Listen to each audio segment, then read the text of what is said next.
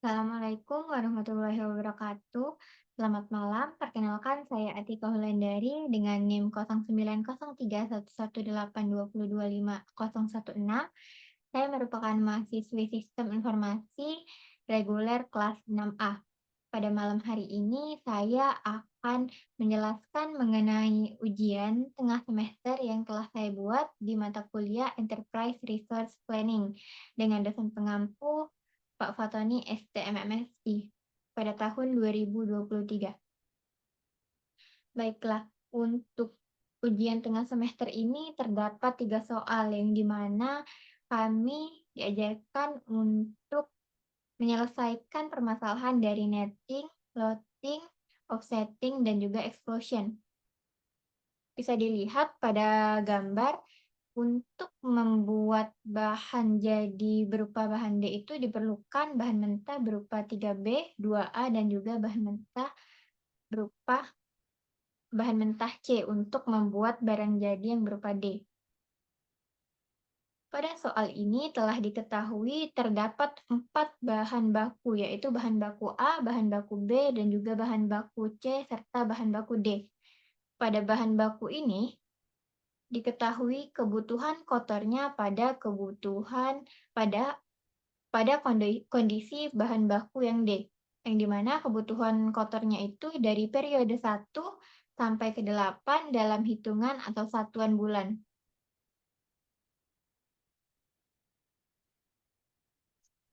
Sebelum masuk ke soal, alangkah lebih baiknya saya akan menjelaskan mengenai kondisi kebutuhan bahan baku D untuk mengetahui bagaimana cara mendapatkan kebutuhan bersih dari offsetting bahan baku D, yang dimana offsetting bahan baku D ini diperlukan untuk mengetahui kebutuhan bersih dari kondisi bahan baku si C. Diketahui bahwa kebutuhan kotor berdasarkan soal itu dari periode 1 sampai ke 8 itu telah tertulis pada bulan pertama itu 20, pada bulan kedua sebesar 15, pada bulan ketiga sebesar 20, bulan keempat sebesar 15, dan juga seterusnya. Dan diketahui bahwa jadwal penerimaan persediaan itu tersedia pada bulan ketiga dan juga bulan ke-6, yang dimana bulan ketiga itu sebesar 20 dan juga pada periode ke-6 itu sebesar 10. Dengan persediaan di tangan, perusahaan itu memiliki sebesar 10 persediaan. Untuk mengetahui kebutuhan bersihnya, kita akan mengurangkan antara kebutuhan kotor dan juga persediaan. Diketahui bahwa persediaan di tangan itu terdapat 10, apabila kita kurangkan pada periode pertama dengan persediaan di tangan itu 20 dikurang 10 sehingga bisa kita ketahui bahwa kebutuhan bersihnya itu sebesar 10. Kemudian untuk periode kedua itu karena tidak ada lagi persediaan di tangan, maka selanjutnya kita turunkan menjadi kebutuhan bersihnya itu 15. Pada periode ketiga, itu diketahui bahwa terdapat jadwal penerimaan persediaan pada periode ketiga sebesar 20, dan juga terdapat kebutuhan kotor pada periode ketiga itu sebesar 20. Sehingga apabila kita kurangkan antara kebutuhan kotor dan juga jadwal penerimaan persediaan itu, diketahui bahwa kebutuhan bersihnya itu sebesar 0. Untuk selanjutnya itu diketahui bahwa kebutuhan kotornya itu sebesar 15 dan yang lainnya itu kosong, sehingga langsung kita turunkan saja kebutuhan bersihnya itu sebesar 15. Dan begitu juga pada periode-periode selanjutnya. Kemudian, untuk kondisi bahan baku D itu menggunakan loading FPR dengan intuisinya itu sebesar 2 bulan. Yang dimana kebutuhan bersihnya itu telah kita dapatkan dari hasil netting yang telah kita lakukan sebelumnya. Untuk ukuran lotnya itu telah diketahui untuk ukuran lotnya itu dihitung dari intuisi 2 bulan ini. Misal pada periode pertama dan periode kedua itu dijumlahkan, kemudian setelah dijumlahkan akan dijadikan ukuran lot pada periode pertama. Begitu juga pada periode ketiga dan juga periode keempat atau 2 bulan selanjutnya dari bulan pertama, yang dimana periode ketiga itu sebesar 0 dan juga periode keempat itu sebesar 15. Apabila dijumlahkan, itu sebesar 15 untuk ukuran lotnya. Begitu juga pada periode kelima, keenam, ketujuh, dan kedelapan. Kemudian untuk menghitung persediaan itu dikurang antara kebutuhan bersih dan juga ukuran lot.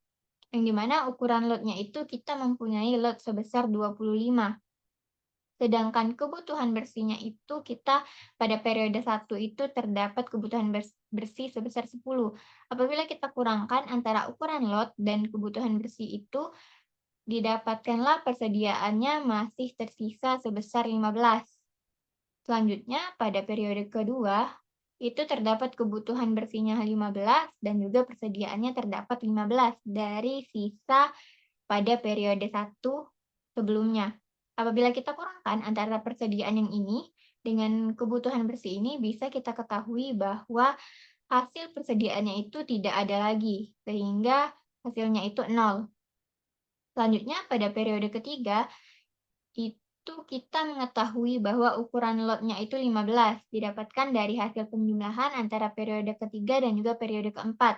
Lalu kita kurangkan antara kebutuhan bersih dan ukuran lotnya itu 15 dikurang 0 itu masih bersisa 15. Dan juga begitu pada periode-periode selanjutnya. Kemudian pada selanjutnya itu terdapat offsetting dengan lead time itu sebesar 1 bulan. Bisa kita lihat pada netting tersebut terdapat periode dari periode bulan pertama hingga bulan ke-8. Kemudian untuk menentukan offsetting ini dengan lead time 1 bulan, maka kita harus meletakkan 1 bulan pada tahun sebelumnya, yang dimana sebelum periode pertama itu terdapat bulan ke-12. Kemudian, untuk menentukan offsetting itu cukup diletakkan di sebelumnya saja agar pemesanan itu tidak kosong. Yang dimana pada periode pertama itu terdapat kebutuhan bersihnya sebesar 10 didapatkan dari hasil netting yang sudah kita lakukan sebelumnya, sehingga lead time-nya itu harus dilakukan pada bulan 12 sebesar 10 juga. Begitu juga pada periode kedua terdapat kebutuhan bersih sebesar 15, maka kita harus melakukan pemesanan pada bulan atau periode sebelumnya, yaitu periode pertama atau bulan pertama itu sebesar 15 juga. Begitu juga pada periode-periode selanjutnya. Kemudian setelah itu kita akan mengetahui kondisi bahan baku C, yang dimana bahan baku C ini didapatkan dari offsetting bahan baku si D. Bisa kita lihat bahwa pada offsetting bahan baku D itu dimulai dari periode 12. Untuk mendapatkan kebutuhan kotor dari kondisi bahan baku C itu dengan cara melakukan offsetting perkalian karena itu tidak ada angkanya sehingga cukup dikali 1. Bisa kita lihat di sini offsetting-nya pada bulan 12 itu 10, diletakkan pada netting-nya pada kebutuhan kotor itu 10. Begitu juga pada offsetting kondisi bahan baku D itu periode 1 15, maka kebutuhan kotornya pada periode 1 di bahan baku C itu sebesar 15. Kemudian diketahui pada soal bahwa jadwal penerimaan persediaan itu dilakukan pada periode atau bulan pertama sebesar 10 dan juga pada periode atau bulan kedua sebesar 10, dan yang terakhir terdapat jadwal penerimaan persediaan pada periode atau bulan kelima itu sebesar 15, dengan persediaan di tangan itu sebesar 15. Lalu kita kurangkan antara persediaan tangan atau jadwal penerimaan persediaan dengan kebutuhan kotor untuk mendapatkan kebutuhan bersih. Bisa kita ketahui bahwa persediaan tangannya itu sebesar 15, kemudian kebutuhan kotornya itu ada 10. Jadi masih bersisa persediaan di tangan itu sebesar 5 dan kebutuhan bersihnya itu 0. Begitu juga pada periode-periode selanjutnya. Kemudian untuk loading-nya pada Kondisi bahan baku yang C ini menggunakan lot for lot, yang dimana angkanya itu menyesuaikan dengan periode atau kebutuhan bersih pada periode yang bersangkutan. Misalnya, pada ukuran lot periode ketiga, itu bisa kita ketahui bahwa kebutuhan bersihnya itu sebesar 5, maka ukuran lotnya juga harus sebesar 5. Selanjutnya itu contohnya bisa kita lihat pada periode keempat itu kebutuhan bersihnya 28, maka ukuran lotnya juga harus 28. Sehingga persediaannya itu semuanya akan bersisa hanya 0. Kemudian terdapat offsetting dengan lead time 1 bulan, yang dimana kita mendapatkan nettingnya dari hasil netting yang telah saya lakukan pada periode ke-1 sampai periode ke-8 dengan offsetting lead time 1 bulan, maka kita majukan rencana pemesanannya, kita jadwalkan rencana pemesanannya itu ke 1 bulan sebelumnya, yang dimana pada periode ketiga itu dibutuhkan kebutuhan bersih sebesar 5. Maka kita akan melakukan rencana pemesanan itu atau offsetting pada periode kedua. Begitu juga pada periode-periode selanjutnya. Nah, pada bahan baku B ini, bisa kita lihat di soal, untuk membentuk bahan jadi D ini dan bahan mentah C ini diperlukan bahan mentah berupa 3B. Yang dimana hasil tersebut kita dapatkan dari offsetting si C untuk menjadi kebutuhan kotor. Namun, harus kita kalikan terlebih dahulu karena kita memiliki angkanya atau eksponennya itu sebesar 3. Bisa kita lihat ini pada offsetting bahan baku di C itu sebesar 5, maka kita kalikan dengan 3, 5 dikali 3 itu 15. Kita letakkan pada bulan yang sama. Misalnya pada periode ketiga itu 28, 28 dikali 3 itu 84. Kita letakkan pada periode ketiga. Begitu juga pada periode-periode selanjutnya. Kemudian loading untuk bahan baku B ini menggunakan FOQ dengan nilai intuisi 50.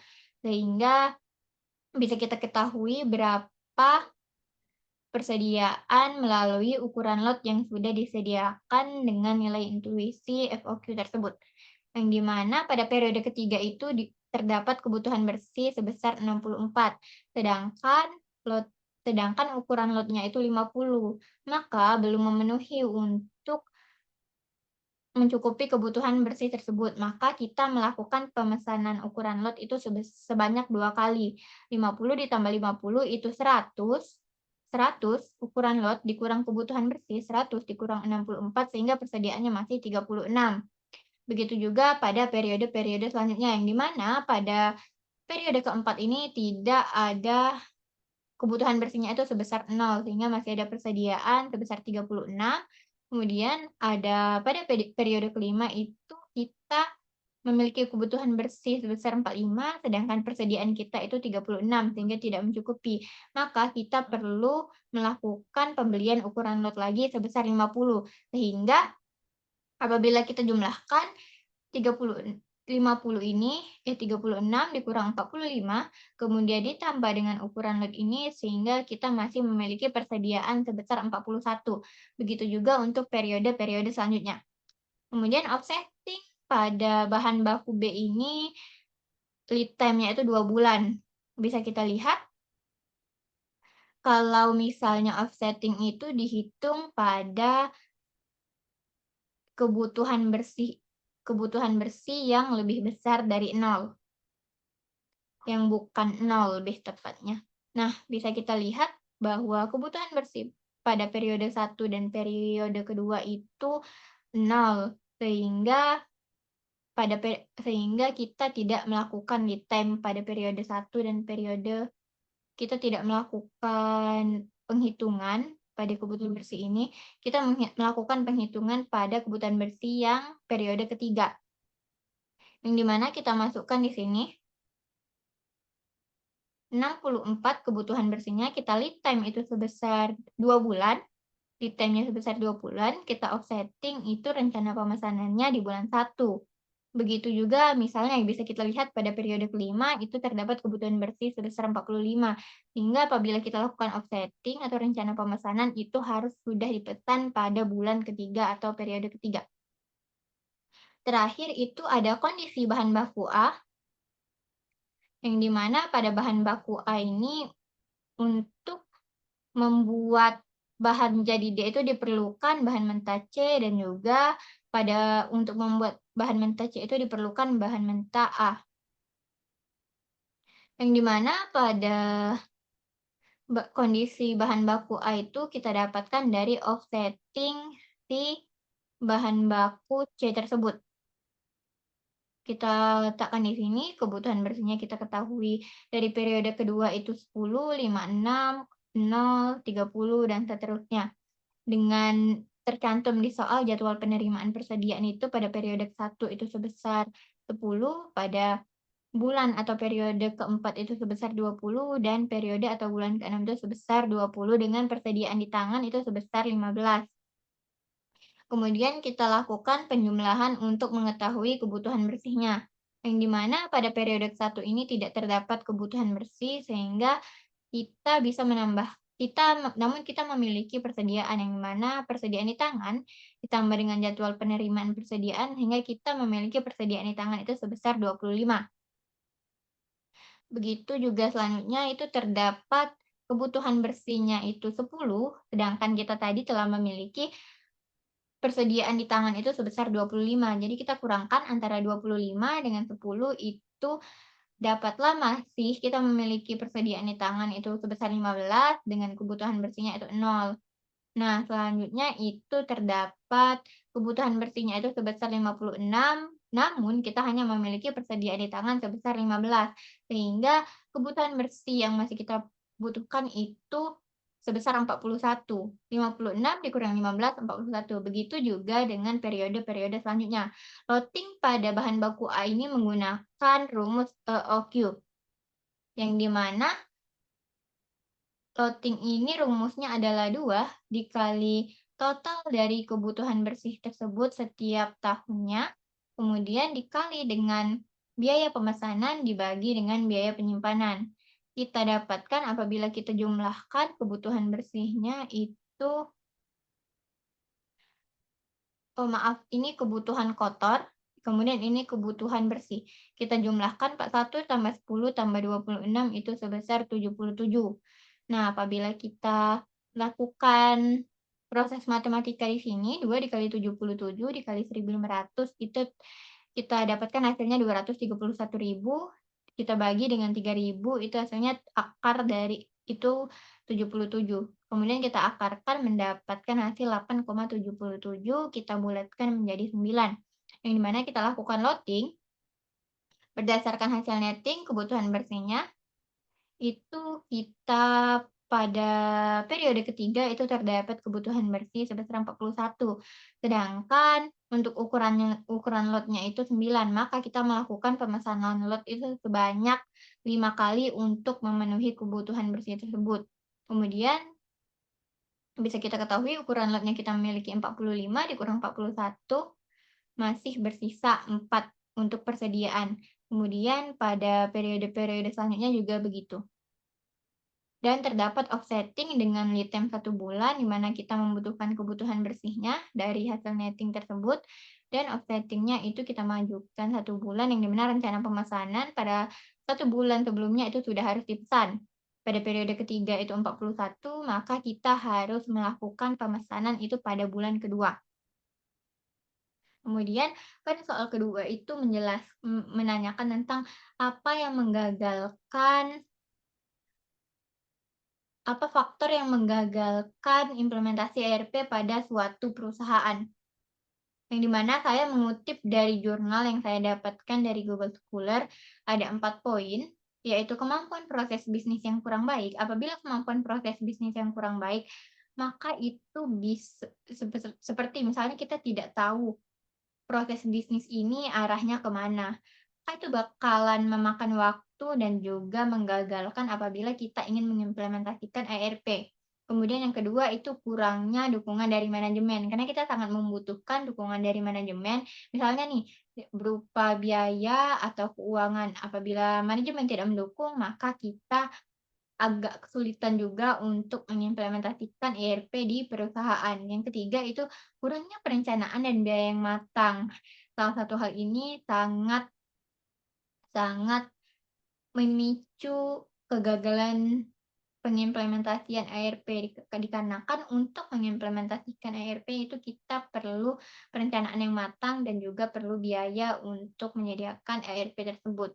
Kemudian selain itu ada yang kurang SDM yang terlatih, karena SDM itu merupakan salah satu aset perusahaan dan kita harus bisa melatih SDM tersebut untuk mengelola atau memiliki kemampuan untuk melakukan ERP, sehingga apabila tidak ada SDM tersebut, maka bisa dikatakan ERP yang akan kita implementasikan itu menjadi gagal atau kurang tepat. Karena cukup sulit apabila tidak ada SDM yang mampu mendukung pengimplementasian ERP. Kemudian pada soal ketiga itu dipertanyakan bahwa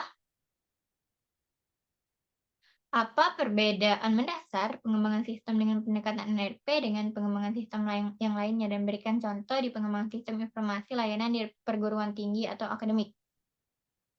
Yang dimana saya kutip dari beberapa referensi yang saya dapatkan itu terdapat tujuan, integrasi, dan lingkup.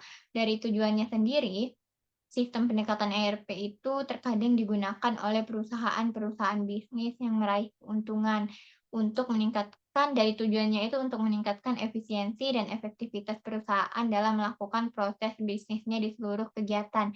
Sedangkan perguruan tinggi itu yang melakukan kegiatan proses pembelajaran itu bertujuan untuk memberikan edukasi sebagai sarana pembelajaran antara dosen dan juga mahasiswa dan di beberapa administrasi saja.